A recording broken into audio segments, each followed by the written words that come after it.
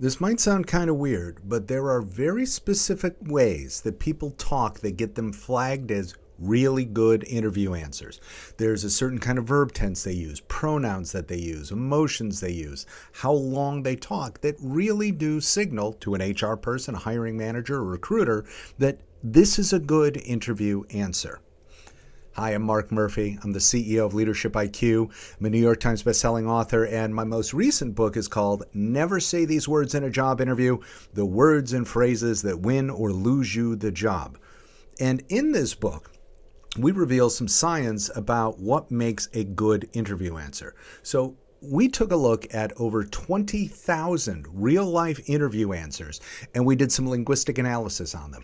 And what we discovered was that good interview answers, contrasted with ones that got flagged as bad interview answers, like don't hire this person, the good interview answers had a lot more past tense verbs and a lot more first-person pronouns. So in these good interview answers, people tended to say things like, I did, I experienced, I faced, etc. They also had more positive emotion words. So rather than veering on the negative, oh, everybody on my team was kind of an idiot, they didn't say that. I was thrilled about this. I was excited. This was a great opportunity. And their answers tended to be longer than low performer answers. So let me give you a real life example of this. So in response to the question, could you tell me about a time when your boss gave you directions that you disagreed with?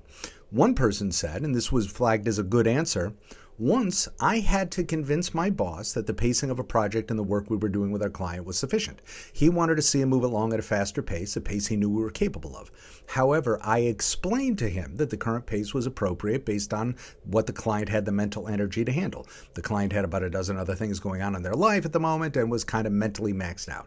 And even though we could move along things faster on our end, I was giving the client what they were capable of handling.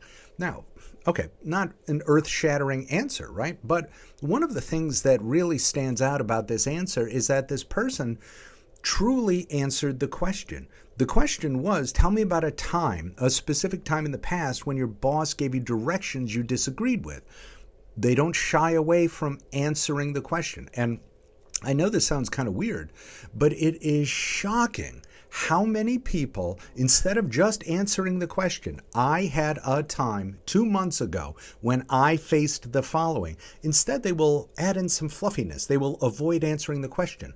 Well, what you should do when you disagree with your boss and disagree with your boss's directions is what you should do is you should sit down and talk to the boss, which is not an answer to the question.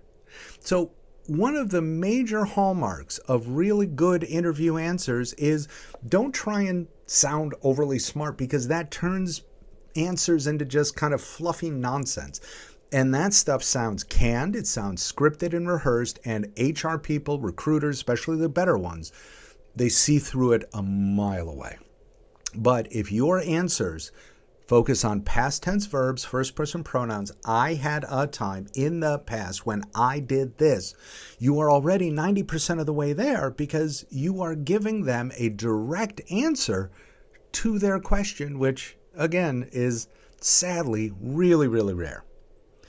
I hope you check out the book, Never Say These Words in a Job Interview. Lots of examples of real-life answers, why they're good, why they're bad, and specific takeaways that you can use to ace your next interview.